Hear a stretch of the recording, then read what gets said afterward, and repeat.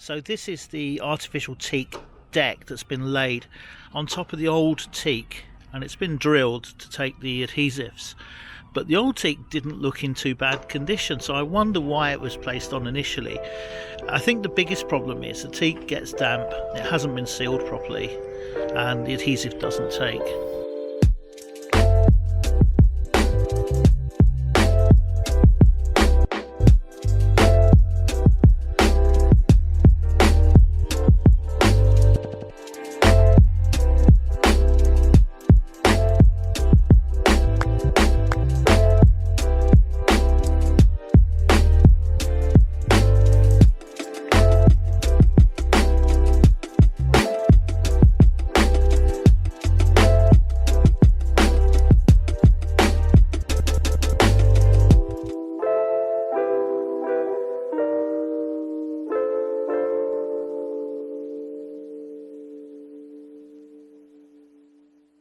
Welcome back.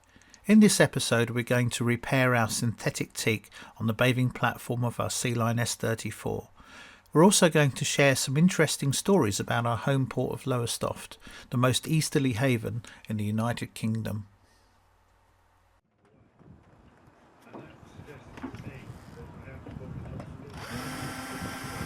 Literally as soon as I'd got underway I hit my first problem. The snap davits appeared to be screwed into the fiberglass. They weren't. They were bolted, and there was no way I could get to the back of the bolt heads to undo them. So the only solution I had was to peel back the synthetic teak, peel off the adhesive by hand, and just work around the problem.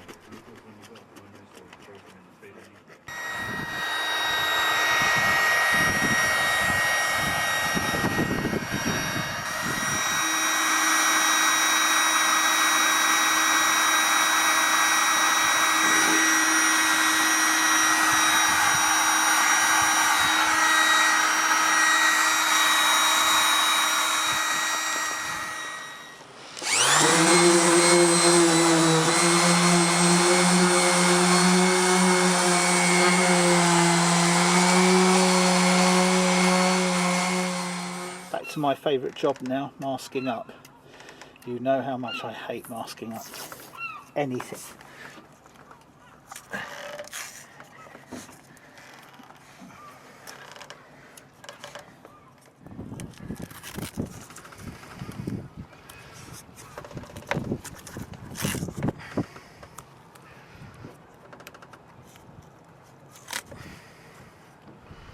Just before I bond the Flexi Teak back onto the old teak, I'm going to give the old teak a coating of epoxy. I'm using 105 and 205 fast hardener. That'll seal the surface nice and tight and be a perfect surface to put the new Sikaflex sealant onto and reseal this plastic deck back down with. So what you might be able to see is that I've sealed the whole of the teak deck underneath the Flexi Teak with epoxy. That'll take about 45 minutes to go off to an hour, and then what we'll do is we'll seal down the Flexi Teak back into place and weight it down. That'll be much better than what it was before, although long term I'm now thinking I'd like to go back to real teak on the back here, so we'll give that a look later in the year and see if we can change it back in the future, but for now this will be a good fix. I put a second coat of epoxy over the first, ensuring every part of the old teak was covered. But instead of letting this second coat go off, I let it get tacky, and it was at that point I put the Sikaflex sealant on top of it. I knew that this would give the best bond to the synthetic teak to stick back down onto the old deck. I started by putting a bead of Sikaflex around the outside of where the deck would sit down onto, and then I filled the gap in between with more Sikaflex sealant before weighting the synthetic teak down and leaving it overnight to dry.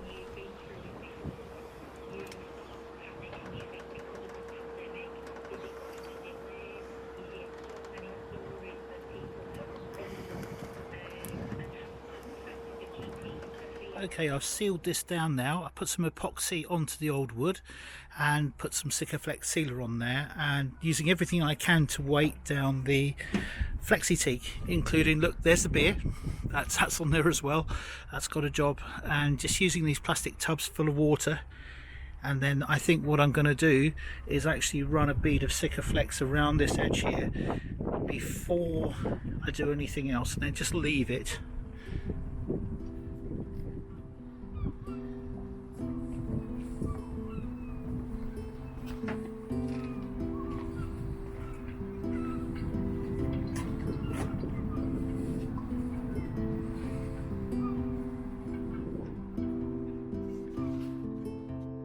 Our berth in Lowestoft is surrounded by maritime history. The marina itself sits in the former shipbuilding yard of Brook Marine. Brook Marine began its life building automobiles and engines in 1911 before moving into the boat building and shipbuilding business. During World War II, the company built fast motor launchers and landing craft for both the Royal Navy and Allied forces before, in its post-war years, building fast attack craft. In the latter years, the company turned its hand into building luxury expedition yachts and also sailing yachts. The most famous boat that Brook Marine ever built was Richard Branson's blue-ribboned winning Virgin Atlantic Challenger 2, 72 feet and with an aluminium hull. It was the fastest Atlantic crossing motorboat of its time.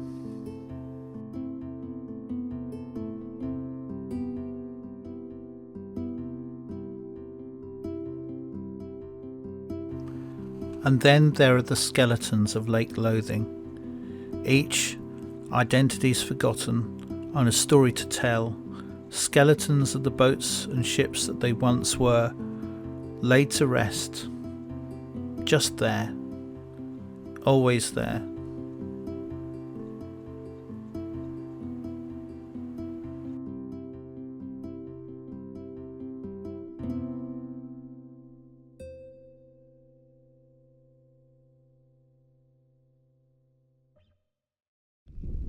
It's a couple of days later and I'm just going to see if we can tidy up the corner of this platform and make it a little bit neater.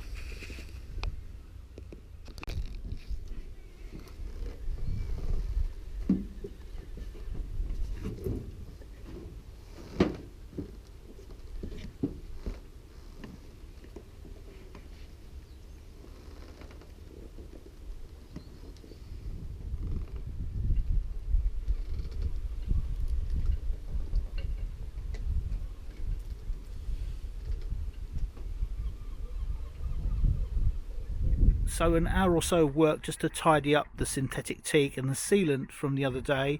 I've tidied the corners up. This is where the synthetic teak doesn't quite meet the old teak laminate underneath, and just cleaned up the whole of the synthetic surface, giving it a good old scrub with an abrasive surface and some soap, and that'll wear down now and be less patchy than it was the other day.